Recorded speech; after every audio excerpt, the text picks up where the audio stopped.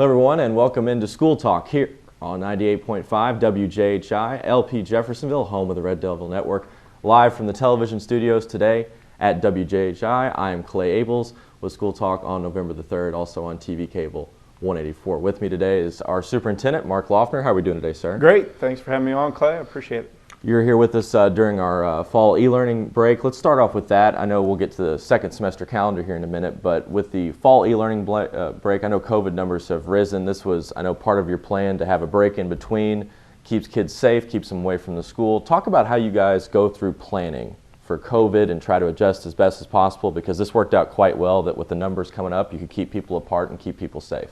Absolutely. Last summer when we were looking at a schedule, a calendar to start school, obviously we wanted to start on time, but also what we were hearing from the medical professionals was that there would be another round of COVID, and uptick in cases probably in the fall when the weather turned and got colder.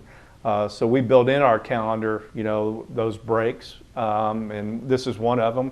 We're very happy that we have this break built in, especially with the uptick in cases here in Clark County and throughout the country and the state of Indiana. So this week's e-learning for us, and when you look at the rest of the calendar for this first semester, after this week we have 2 weeks of in-person instruction, and then after that we go back to e-learning for the rest of the semester. So we're actually done with in-person instruction on November 20th, I believe it is. So we feel good about where we're at calendar-wise. We had planned for this, and it's working out well in terms of us having our kids out of the schools during this uptick in cases, and so we feel good about where we're at.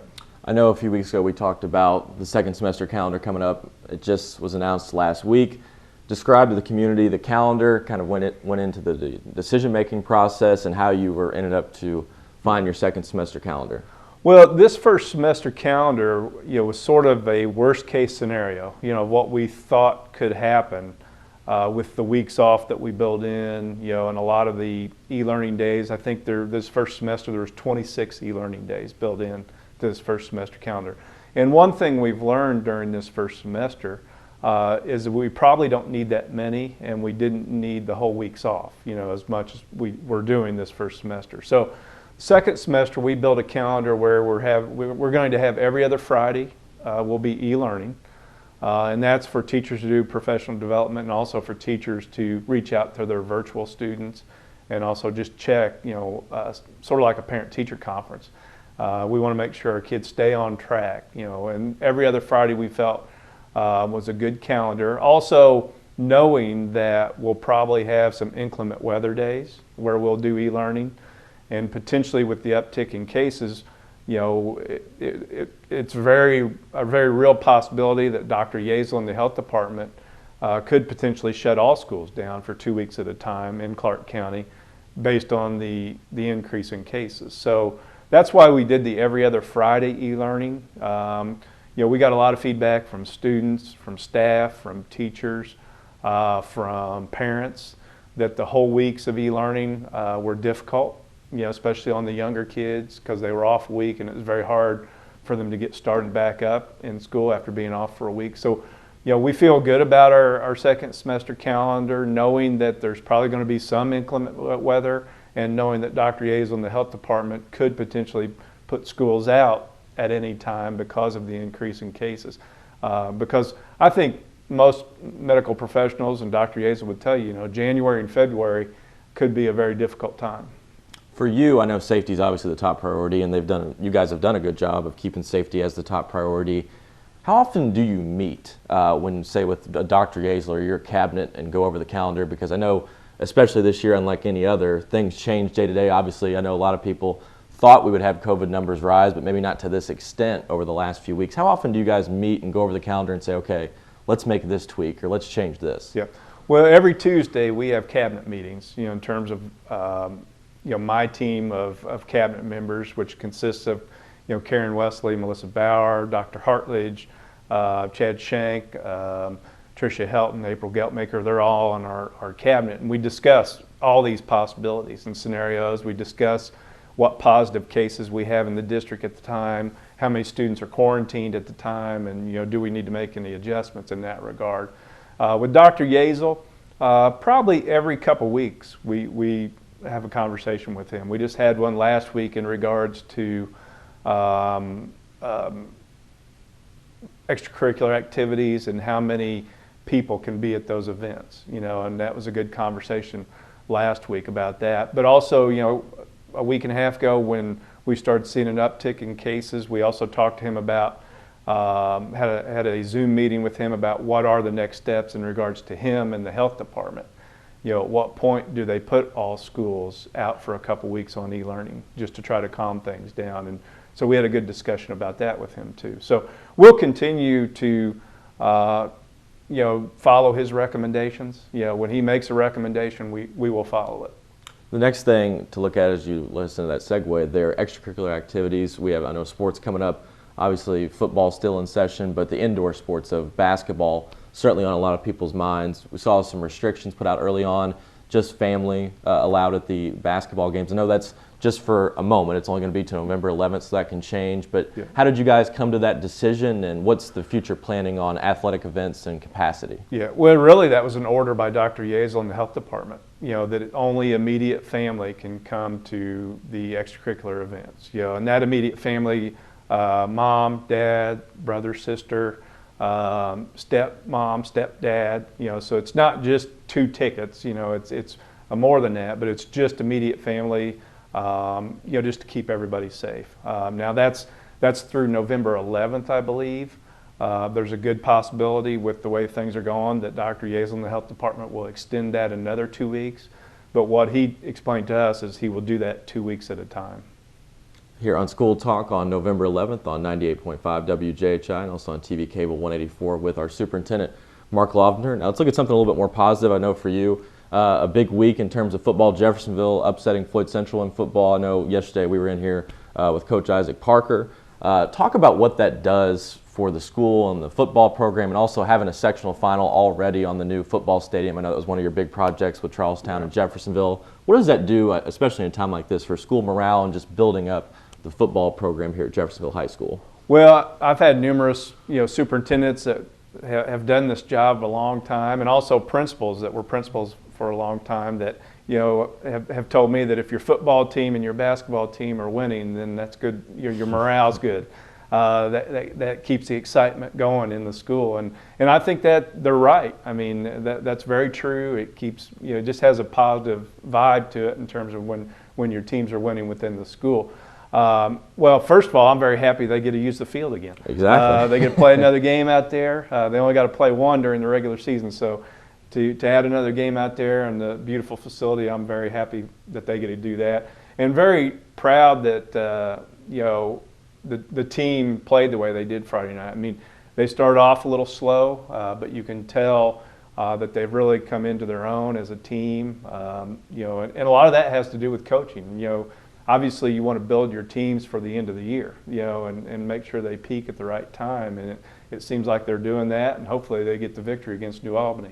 And sticking of themes with athletics and positivity, Matt Barker, I know we interviewed him a few weeks ago, new athletic director here at Jeffersonville High School. I know he's had some time and experience with you in the past.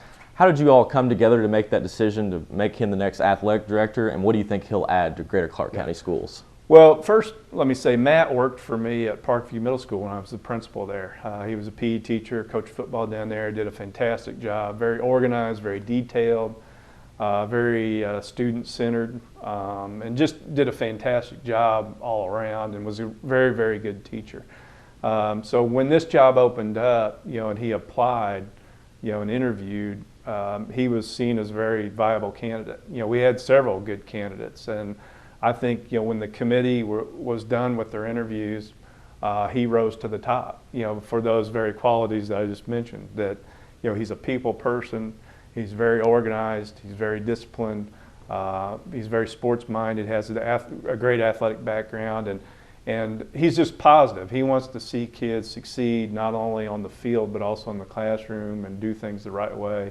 And he wants the coaches to do that same thing. That it's not always about winning and losing. It's about doing things the right way and making sure your student athletes, when they're done playing, that they're good people, and they perform well in school and they behave properly. One thing I noticed with talking to him, a similarity that you all both have in common, I know he's had some college experience with coaching in football and also being a part of an athletic department. Both of you guys seem very strong on facilities. I know he was very big on, moving the facilities out, getting the community engaged. I'm sure that's something that working with him is going to be a big partnership for you guys, able to show off the facilities at Greater Clark, not only here, but at Charlestown and New Washington. That's got to be a big advantage having him on your team for that side of it. Absolutely. I mean, he's been a lot of different places, in the Indianapolis area, also up north. I think he played college football up that way in the Valparaiso area.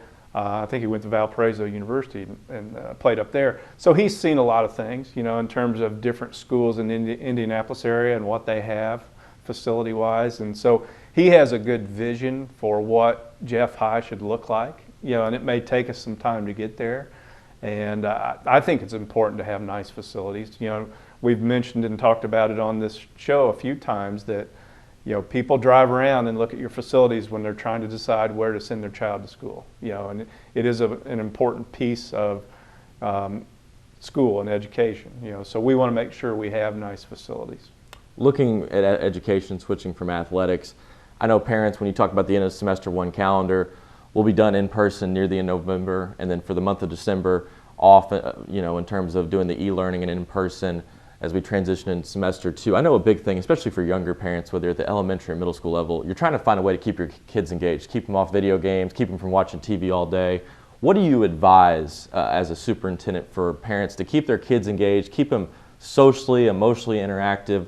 What are your suggestions there for parents when you get into December and it's cold and there's not a lot to do? Yeah, well, and we don't want that learning loss to happen. It's just like during the summer, you don't want learning loss with our students. That's one of the reasons we went to the balanced calendar. So we would ask that our parents, try to do something educationally with your children during that break. Have them read at least for an hour a day or more. Have them do some critical thinking games and things like that.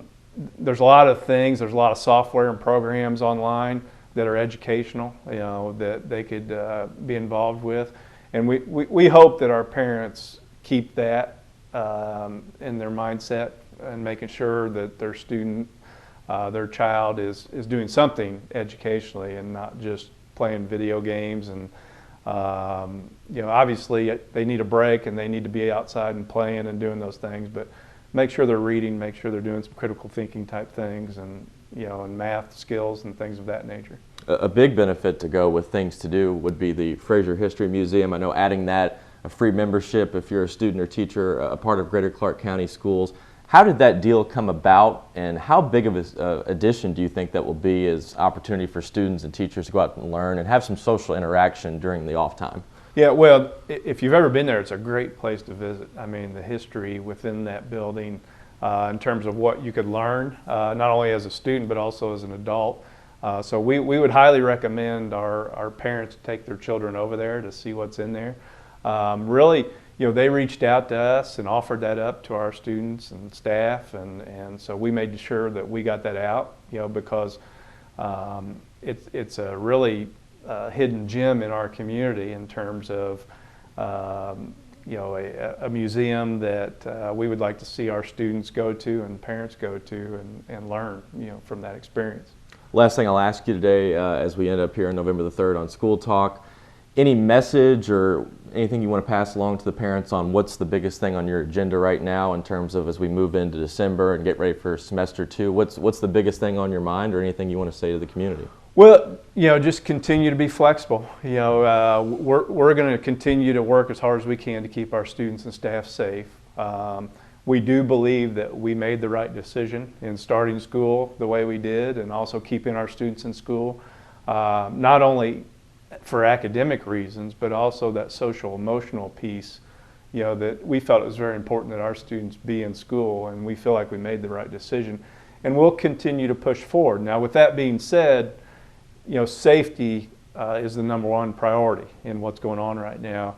And if Dr. Yazel in the health department says that we need to pull back a little bit, we're going to pull back. We're going to take his recommendations. But going into the second semester, just continue to be flexible with us. Continue to communicate with us. If you have concerns or questions, we'll address them. And make sure that you're following us on social media and your school messenger messages, so that if something does change, that you get that message and you know what's going on within the district. Well, Mr. Laughner, we appreciate you coming in today. Glad to have you in, and look forward to having you soon. Hopefully more positive times to come with athletics and education here at Greater Clark County Schools. Thank you. Appreciate it. That's our superintendent, Mr. Mark Laughner of Greater Clark County Schools. Thank you for tuning in today to School Talk on November the 3rd, 2020. To listen and hear the replay of School Talk, it's 1 and 7 p.m. every day on the Red Devil Network. That's on 98.5 FM, streaming at WJHI.com, and also on TV Cable 184, uploaded online later to YouTube and the WJHI social media page. For Mr. Mark Laughner, I'm Clay Abel saying so long. Thank you for tuning in to School Talk on 98.5 WJHI, LP Jeffersonville, home of the Red Devil Network.